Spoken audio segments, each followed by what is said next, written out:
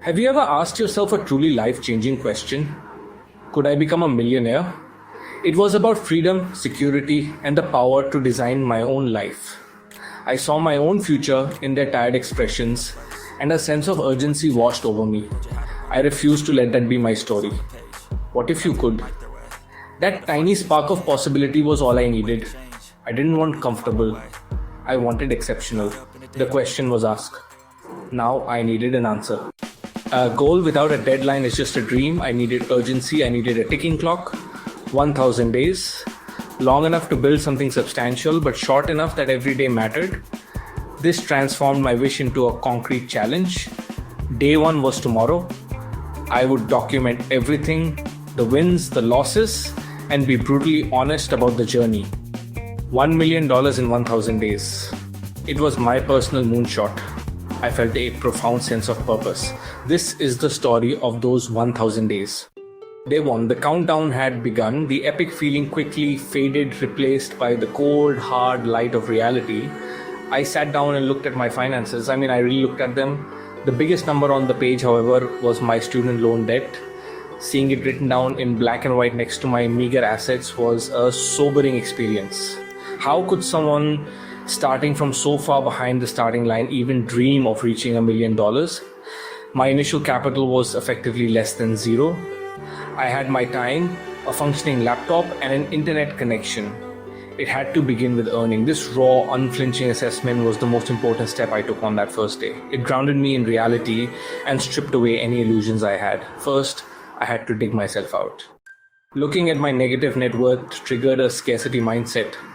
This is the belief that there's never enough. Not enough money, not enough time, not enough opportunities. It's a mental trap that keeps you small and focused on survival rather than growth. This mindset is a silent killer of big dreams because it makes you play defense with your life. I spent the first few days of my 1000-day challenge stuck in this loop. While being aware of your spending is good, my approach was rooted in fear. The turning point came when I realized there is a hard limit to how much you can save, but no limit to how much you can earn. To become a millionaire, I had to consciously shift from a scarcity mindset to an abundance mindset. It meant understanding that value creation leads to income and that investing in myself was the highest leverage activity. Instead of how can I save $10, I started asking, how can I earn an extra $100 or $1,000? This change in perspective was the key that unlocked the door. A mindset shift is fleeting. I needed something tangible to hold me accountable. So I wrote a contract with myself. I wrote my 1000-day commitment contract at the top. I spelled out the terms, stating my goal, a net worth of $1 million by day 1000. I promised to dedicate at least 2 hours daily to activities contributing to this goal. The most important part was the failure clause. For every missed 2-hour commitment, I donate $50 to a political organization I strongly disagreed with. I signed and dated it. I sent a copy to my brother and best friend, asking them to be my accountability partners. There was no turning back now. With my commitment contract signed, I felt a surge of energy, and the next step was to learn how people actually build wealth. I dove headfirst into the vast ocean of the internet and was immediately hit by a tsunami of information. It was overwhelming, a chaotic symphony of conflicting advice. I was drowning in a sea of low-quality information. The problem was that I had no filter. I needed to stop consuming and start curating. My new strategy was to go from wide and shallow to narrow and deep. I decided to focus on business models that didn't require huge upfront capital. It was time to stop snacking on junk food information and start preparing a nutritious meal of real wisdom. As I narrowed my focus, I recognized a recurring theme in the stories of successful people. They didn't do it alone. They had mentors, guides who had already walked the path and could point out the pitfalls and shortcuts. I knew I needed a North Star, someone whose journey could serve as a blueprint for my own. But I didn't know any millionaires. I couldn't just call one up for coffee. So I started searching for virtual mentors. These were people I could learn from at a distance, through their books, interviews, podcasts, and public writings. I wasn't looking for a guru selling a dream. I was looking for a teacher who showed their work. I began by identifying people who had built businesses in areas that interested me, specifically in online education and digital services. I didn't just look at their successes, I dug deep into their origin stories. I wanted to know what they were like when they were just starting out, back when they were facing the same doubts and financial constraints that I was. I read their old blog posts from a decade ago. I listened to their earliest podcast appearances. This business archaeology was incredibly revealing. It showed me that their paths were not straight lines. They were filled with pivots, failures, and moments of uncertainty. This was immensely reassuring, as it made their success feel achievable. Through this process, I identified 3 virtual mentors. One was a master of online marketing, another was an expert in product creation, and the third was a genius at building automated systems. I decided to immerse myself in their ecosystems. I bought their books and read them not once, but twice, taking detailed notes. I listened to every podcast interview they had ever given, creating a document of their core philosophies and strategies. I studied their business models, analyzing how they structured their offers, how they communicated with their audience, and how they built trust. It was like a personal, self-directed MBA program focused entirely on my specific goals. This deep dive into the work of my chosen mentors provided the filter I had been desperately lacking. Whenever I encountered a new idea or a tempting shiny object, I would run it through a simple test. What would my mentors do? This question acted as my compass, helping me stay true to the proven principles I was learning. It saved me from wasting time and money on unproven tactics and get-rich-quick fads. Finding these virtual mentors didn't give me all the answers, but it gave me a framework for finding the answers myself. It provided the structure and direction I needed to move from aimless learning to purposeful skill acquisition. Knowledge is useless without application. Studying my mentors was great, but it wasn't going to deposit any money into my bank account. The next phase of my journey was about forging the actual weapons I would need for the battles ahead. It was time to acquire high-value skills. Based on my research and the models of my virtual mentors, I identified 3 core skills that were essential for any online business: copywriting, sales, and basic web design. These were the foundational pillars upon which I could build an income-generating machine. I didn't need to become the world's leading expert, but I needed to become dangerously proficient and fast. I tackled copywriting first, the art of writing persuasive words that move people to action. I knew this skill was the bedrock of all marketing. I started by hand copying classic sales letters from legendary copywriters. Honestly, it felt strange, like being a medieval scribe, but this exercise forced me to internalize the rhythm, structure, and psychology of effective writing. I read books on the subject, but more importantly, I started practicing every single day. I rewrote the copy on websites I visited.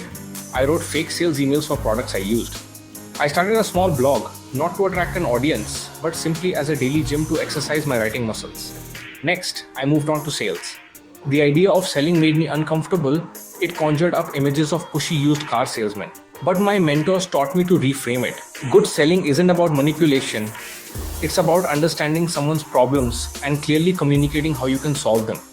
To practice, I took a low-stakes part-time job in telemarketing for a few weeks. It was brutal. I faced constant rejection, but it was also the perfect training ground.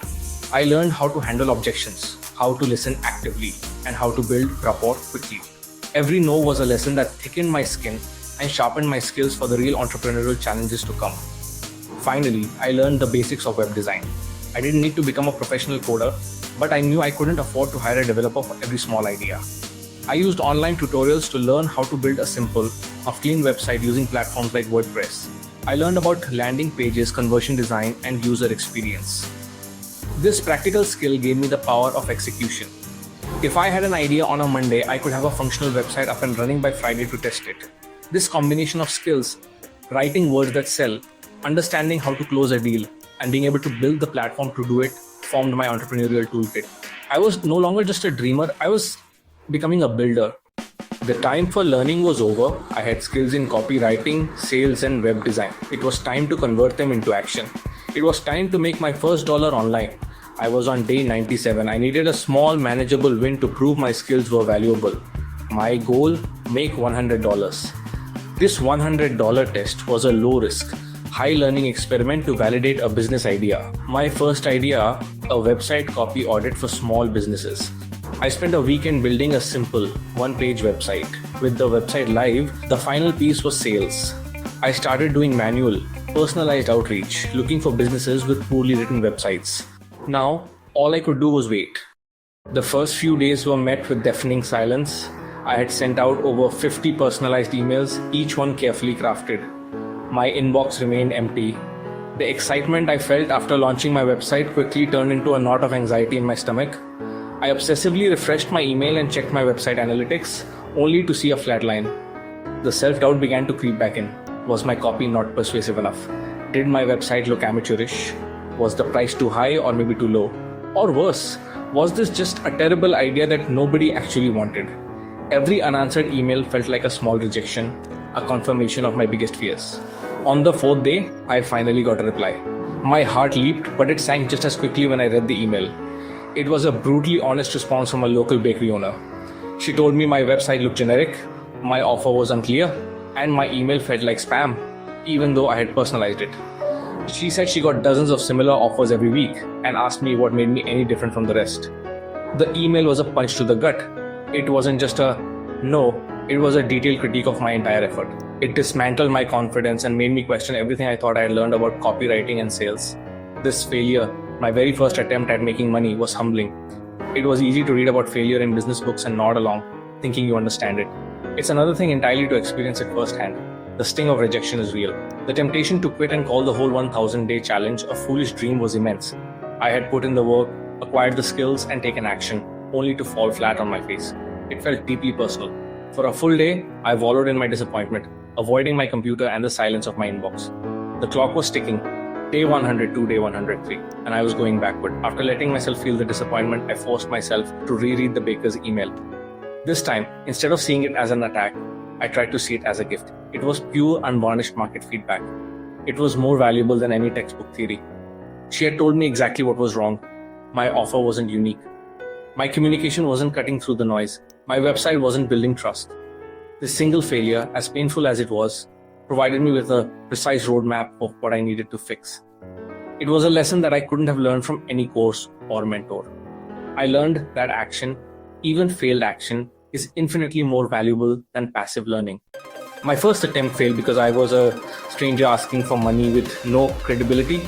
I realized I needed to build trust first, so I stopped selling and started helping for free. I offered a free 5-minute website review video to small businesses, giving actionable suggestions with no strings attached. The response was immediate. People were grateful, and some even asked to hire me to implement my advice. That's how I made my first sale. A local plumber paid me $250 to rewrite his homepage. It was more than my original goal, and more importantly, it was validation. By focusing on value first, I created a repeatable system for turning cold contacts into paying clients. The machine was finally working. The pivot from selling to helping changed everything. I poured energy into each free review, and the results spoke for themselves. Clients started coming to me, not the other way around. I didn't need a fancy sales page, just genuine value. The lesson: give first and the sales will follow. That first $250 proved my system worked, but I was still trading time for money.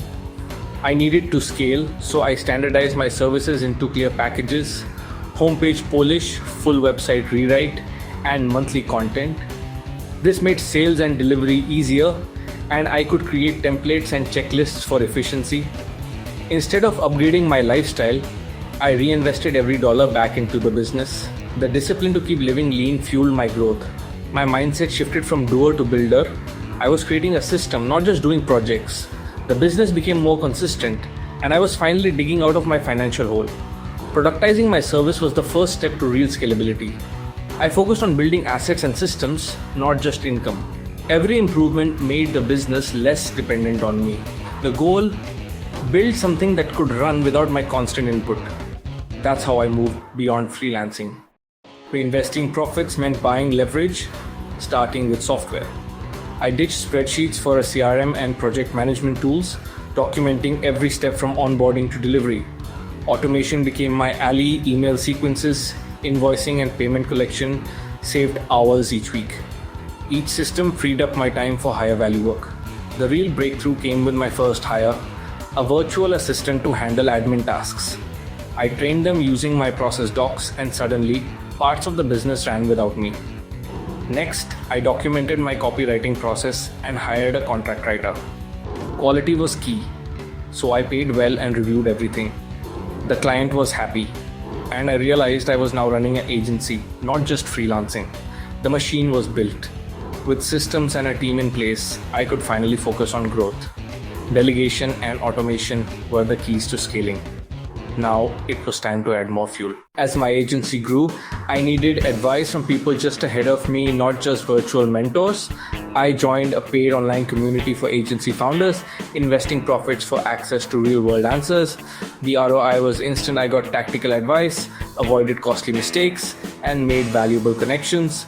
Virtual meetups led to my first industry conference, where I built genuine relationships with other entrepreneurs. These connections became collaborators, advisors, and friends. My network directly impacted my bottom line: new marketing channels, smarter pricing, and more opportunities. The hidden power of a strong network is access to information, opportunities, and talent. My net worth grew not just from systems, but from my network. Building real relationships accelerated my growth far beyond what I could do alone. The journey was no longer solo. As the business scaled, I tracked my progress obsessively. Every month, I audited my finances, assets, liabilities, and net worth. Key milestones: first $10 key month, $100 key in the bank. Breaking into positive net worth was celebrated and marked on my calendar. Small rewards kept me motivated, but tracking also revealed when growth stalled. When my net worth plateaued, the data told me it was time to pivot to recurring revenue. The cycle of tracking, celebrating, and adjusting became my rhythm. Each milestone made the next goal feel possible. The scoreboard wasn't just numbers, it was proof of progress and lessons learned. My journey was visible, not just a dream. Every date on the calendar was a monument to a solved problem. From day one to now, the scoreboard showed I was winning. The relentless focus on progress kept me moving forward. Day 1000, it arrived with the quiet calm of a Tuesday morning. I updated the final figures. It was there, a net worth of just over $1 million. The feeling wasn't the wild euphoria I had expected. Instead, it was a profound sense of peace and a deep, quiet pride. Looking back, the most valuable thing I gained wasn't the money, but the transformation I underwent. The $1 million is simply a reflection of the person I had to become to earn it. The gap between who you are and who you want to be is bridged by disciplined daily action. What is your 1000-day challenge? I encourage you to define it, set a deadline, and take the first small step today. My 1000 days are over, but yours might be just beginning. I promise you, it will be worth it.